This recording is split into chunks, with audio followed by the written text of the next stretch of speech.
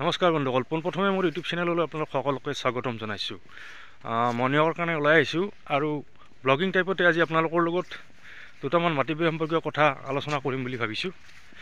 আজি আমি আলোচনা কৰিম আপুনি ঘৰতে থাকিয়েই মাটি এডোখৰ কেনেকৈ ৰেজিষ্ট্ৰেশ্যন কৰিব পাৰে, বা ঘৰৰ পৰাই বা চাব ৰেজিষ্টাৰৰ পিছত নোযোৱাকৈ ঘৰত থাকিয়ে কেনেকৈ মাটিডোখৰ ৰেজিষ্ট্ৰেশ্যন হ'ব বা কেনেকৈ কৰিব পাৰি, ইয়াৰ কাৰণে এটা প্ৰচেছ আছে। সেই সম্পৰ্কে আজি আমি আলোচনা কৰিম। এতিয়া বৰ্তমান মই আছোঁ ব্ৰহ্মপুত্ৰৰ পাৰত। এফালে চাব পাৰে ব্ৰহ্মপুত্ৰৰ পাৰে পাৰে মই খোজকাঢ়ি আছোঁ। বাৰু যি কি নহওক, মাটি এডোখৰ ৰেজিষ্ট্ৰেশ্যন কৰাৰ আগতে প্ৰথম ষ্টেপ হৈছে মাটিডোখৰ চেল পাৰ্মিশ্যন উলিয়াব লাগে।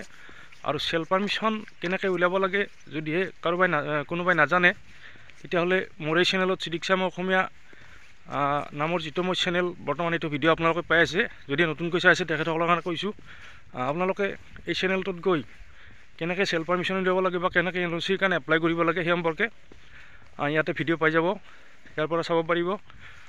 নেক্সট ষ্টেপ, চেল পাৰ্মিশ্যনটো যেতিয়া ওলাব, চেল পাৰ্মিশ্যন ওলোৱাৰ পিছত আমি ৰেজিষ্ট্ৰেশ্যনৰ কাৰণে প্ৰস্তুত হ'ব লাগে। আৰু মাটিডোখৰ ৰেজিষ্ট্ৰেশ্যন কৰিবৰ কাৰণে চেল পাৰ্মিশ্যনখনত যিটো মাটিৰ ভেলু থাকে, উল্লেখ কৰা থাকে, তাৰ ওপৰত যদিহে পুৰুষ হয় তেতিয়াহ'লে ষ্টাম্প পেপাৰ মানে দলিল কিনিব লাগিব 3%, আৰু যদি মহিলা হয় তেতিয়াহ'লে 1% দলিল কিনিব লাগিব। যিটো ভেলু ধৰা থাকে এনঅ'চিখনত সেই ভেলুৰ ওপৰত। আৰু আমি এটা বস্তু কৰিব লাগিব, ৰেজিষ্ট্ৰেশ্যন ফিজ আমি পে'মেণ্ট কৰিব লাগিব। মাটিডোখৰৰ যিমান ভেলু ধৰা আছে এনঅ'চিখনত তাৰ ওপৰত যদিহে পুৰুষ হয় 3%, আৰু যদিহে মহিলা হয় তেতিয়াহ'লে 1% ৰেজিষ্ট্ৰেশ্যন ফিজ আমি চালান কাটি ল'ব লাগিব। এইখিনি হৈছে জেনেৰেল, মানে যিসকলে চাব ৰেজিষ্টাৰ অফিচত গৈ মাটিডোখৰ ৰেজিষ্ট্ৰেশ্যন কৰিবলৈ বিচাৰে তেখেতসকলৰ কাৰণে এইখিনি প্ৰস্তুতি লাগিব। আৰু যদি আপুনি ঘৰতে থাকি কিবা অসুবিধাবশতঃ বা আপুনি ধৰক যাবলৈ ইচ্ছা নাই, চাব ৰেজিষ্টাৰ অফিচত লাইন ধৰিবলৈ ইচ্ছা নাই বা ভিৰৰ মাজত যাবলৈ ইচ্ছা নাই, তেতিয়াহ'লে আপুনি ঘৰতে থাকিও মাটিডোখৰ ৰেজিষ্ট্ৰেশ্যন কৰিব পাৰিব, বা ঘৰতে আপোনাৰ মাটিটো ৰেজিষ্ট্ৰেশ্যন হৈ যাব। আৰু ইয়াৰ কাৰণে আপুনি এক্সট্ৰাকৈ ৰেজিষ্ট্ৰেশ্যন ফিজ এটা পে'মেণ্ট কৰিব লাগিব। এটা এক্সট্ৰা পইচা আপুনি পে'মেণ্ট কৰিব লাগিব যদিহে ঘৰত ৰেজিষ্টাৰ কৰে। ইয়াৰ কাৰণে আপুনি কিমান টকা পে'মেণ্ট কৰিব লাগিব? 1000 টকা এটা এক্সট্ৰাকৈ পে'মেণ্ট কৰিব লাগিব। 1000 টকা আপুনি ৰেজিষ্ট্ৰেশ্যন ফিজ 1% বা 3%, মহিলা হ'লে 1%, পুৰুষ হ'লে 3%। তাৰ উপৰিও আপুনি 1000 টকা এটা এক্সট্ৰাকৈ পে'মেণ্ট কৰিব লাগিব ঘৰত ৰেজিষ্ট্ৰেশ্যন কৰাৰ কাৰণে। আৰু এই ছিষ্টেমটোক কয় কমিশ্যন কৰা বুলি কয়।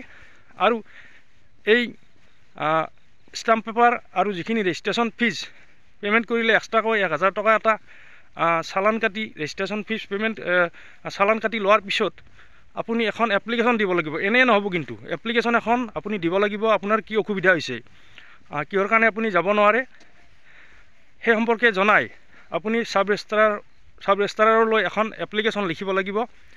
আৰু স্ক্ৰীণত মই এপ্লিকেশ্যনখনৰ এটা নমুনা কপি পঠাই দিছোঁ বা দেখাই আছোঁ স্ক্ৰীণত। এই নমুনা কপিটোৰ পৰা আপোনালোকে চাই নিজেও এই এপ্লিকেশ্যনখন বা আবেদনখন লিখিব পাৰে, বা আপোনালোকে মৰি হতুৱাইও এই এপ্লিকেশ্যনখন লিখিব পাৰে। আৰু এই এপ্লিকেশ্যনখন লিখি দলিল, চালান আৰু যাৱতীয় যিখিনি নথিপত্ৰ লাগে, voter ID, PAN card, seller purchaser দুয়োজনৰে তেনেকুৱাখিনি ডকুমেণ্টছ চাব ৰেজিষ্টাৰ অফিচত জমা দিয়াৰ পিছত আৰু এপ্লিকেশ্যনখন জমা দিয়াৰ পিছত আপোনাক এটা তাৰিখ দিব, মানে নিৰ্দিষ্ট এটা দিনত আপোনাৰ ঘৰলৈ চাব ৰেজিষ্টাৰ অফিচৰ পৰা এজন মানুহ পঠাব।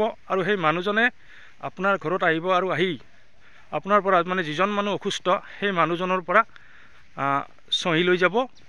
আৰু তেনেকৈ আপোনাৰ কামটো, মানে ৰেজিষ্ট্ৰেশ্যনটো ঘৰত বহিয়ে হৈ যাব। আপুনি আৰু চাব ৰেজিষ্টাৰ অফিচত যাব নালাগে। এইটো মানে যিটো কমিশ্যন কৰা বুলি কয়, এইটো সাধাৰণতে কৰা হয় যিবিলাক অসুস্থ মানুহ, বুঢ়া মানুহ, তেখেতসকলৰ ক্ষেত্ৰত কৰা হয়। কিন্তু আজিকালি বহুতো সাধাৰণ মানুহেও চাব ৰেজিষ্টাৰ অফিচত যাব হেলাৰ কাৰণে তেখেতসকলে কমিশ্যন কৰাই ঘৰতেই এটা নিৰ্দিষ্ট দিনত চাব ৰেজিষ্টাৰ অফিচৰ পৰা মানুহ মাতি আনি ৰেজিষ্ট্ৰেশ্যন কৰায়।